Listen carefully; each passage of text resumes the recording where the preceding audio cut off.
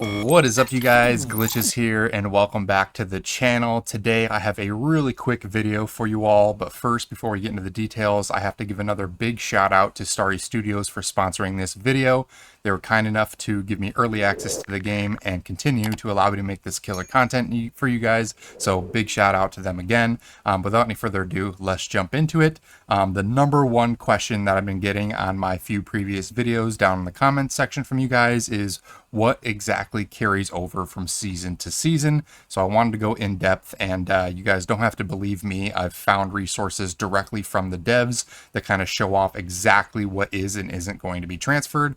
Long story short, it's pretty much everything, but let's go through and read some of the developer blogs just so you guys can see it firsthand and know 100% for sure.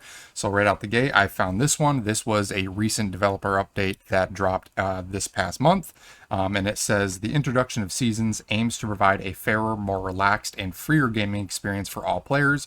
Your progress in each season will be preserved, including collected weapon blueprints, constructed territorial homes, and memories of fighting alongside your friends. And after completing a season, your items will be transferred to the Eternal Land, a personal world of your own, allowing for limitless imagination and creativity.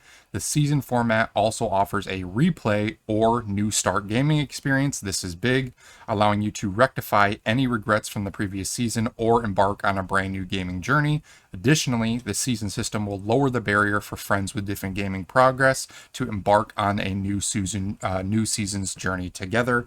Each season is divided into different phases, with new content and challenges, and subsequent new season scenarios may begin in completely different map areas with entirely different main storylines.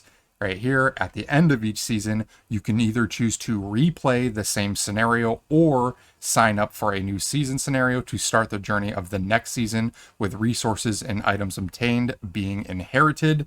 Eternal Land is your permanent personal world, allowing you to unleash your creativity and build your own unique world. And this kind of leads into the next post that I wanted to go over, and this is kind of going over Eternal Land itself. So cross-season item transfers with Eternal Land as a fixed anchor point will also be adjusting item transfer rules based on pre-existing seasonal item inheritance. You can save items/souvenirs collected throughout the season in Eternal Land in the following ways. One is your special backpack items. Items or data that could previously carry over to new seasons can also be used in Eternal Land, including Starchrome, equipment blueprints, mods, furniture formulas. Mimetics are excluded from that though, cosmetic items, and more.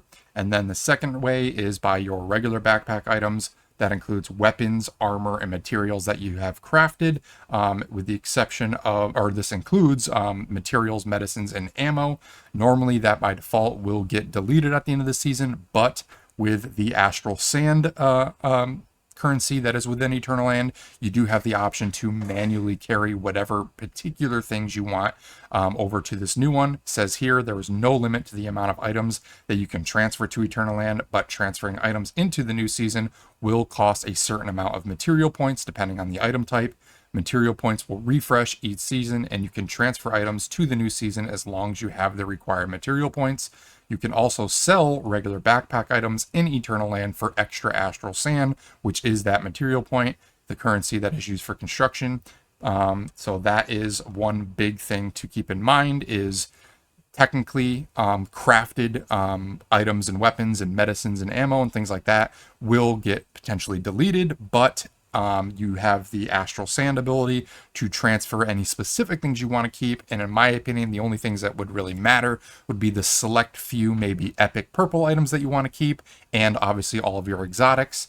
So you can just transfer them over to your Eternal Land depot, and they will be there for you to grab and bring into any new season down the line. In worst case scenario, if you forget to do that, all blueprints are saved across the board, so you would just have to start the new season, and as soon as you get the required materials, you can just craft it over again. You will have the ability to keep all of your blueprints, so that is always good. Moving on, here is another reason why the seasonal progression system that they're going with is kind of why they wanted to, the route that they chose. Once Human strives to bring fair, balanced, and stress-free gaming experiences, that is why seasons have been introduced. With seasons, you have the freedom to enjoy the content of your choice and dive into the game at your own pace. Seasons are not just about new journeys, but also about savoring the fruits of your hard work. So rest assured, your seasonal possessions and achievements will carry over. From weapon blueprints procured during treacherous encounters to house constructions brick by brick, there is a blueprint system for your houses. So if you're like me and you build some crazy cool house blueprints, you can save those and just instantly rebuild them from season to season, which is nice. From friends that you formed during challenges, and as well as materials painstakingly gathered in the wilderness. Everything you've worked so hard for will be retained. At the end of each season, your character and their progress will be transferred to the Eternal Land. At the time of this post, the Eternal Land was currently under development. That will obviously be finished and fleshed out now in a few hours at full release. From there, you have the freedom to choose what you want to bring with you when you begin your next season in accordance with the rules that are set for that particular season. So it sounds like pretty much everything across the board is basically going to be carried with you that matter. This last post I have is just a brief summary of that. So in season inheritance, and this is straight from the game as well, other items and task progress, such as your character level, energy links that you would gain, which aren't a big deal. They drop like candy. You get tons of them, as well as map and stronghold exploration progress, and your seasonal challenge progress. That is stuff that will not get transferred across seasons, which obviously makes sense. If you're starting a brand new season, the gameplay and the basically event progressions are going to be brand new anyway, so it makes sense for that stuff to get reset. As for the things that will be inherited, all things like your Starcrim resources, all the Star Source materials you've collected, your Mitsuko marks that you earn to unlock cosmetic materials, your Stellar Planulas, as well as Sproutlets, that all gets carried over. You also get to keep your gear blueprints, including pretty much all tiers, your blueprint fragments, weapon accessories, and gear mods. Gear mods, in my opinion, are the most important. That's the thing in the end game that you're going to be farming for the longest, so we do get to keep those as well. You won't have to worry about refarming them again. You also get to keep your furniture formulas, except for the ones that are default that you unlock through the Mimetics tree. That you obviously, when you're leveling up, will have to unlock with Mimetic points again, so not a big deal there. You also get to keep all your fashion items, poses, and name card titles, your character customization data, again, your house blueprints, and then your main story, side story, and journey progress.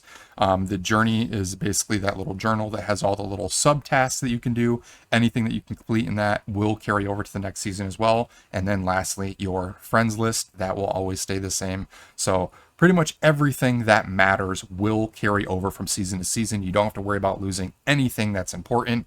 The only thing that you're going to be losing is your character level, the seasonal task progression, your energy links, which, like I said, drop like crazy, and just your stronghold exploration, which is basically just the completions of clearing out each of the towns. It wouldn't make sense to have them pre-cleared at the beginning of the season. You'd kind of defeat the purpose of exploring new areas. So all that stuff makes sense. And the stuff that you keep makes sense. So there's really nothing that you guys should worry about.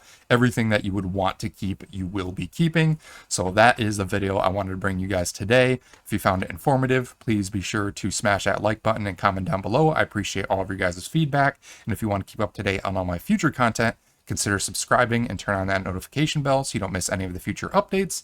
Lastly, if you want to join a community of like-minded gamers, feel free to check the links down in the description and join us on the Discord. We have hundreds and hundreds of players in there, tons of which are going to be playing Once Human on day one. We are also teaming up with Maddie Gorm, who is another partnered creator on Once Human, and we're going to be combining our warband into one giant PvE warband so we can take advantage of some really fun endgame activities. And on the Discord server, we have designated Once Human channels for the warband sign up and things like that. So hopefully you join up and we see you guys around here soon. But that being said, until the next one, hope everyone has a great day, and we'll see you all later.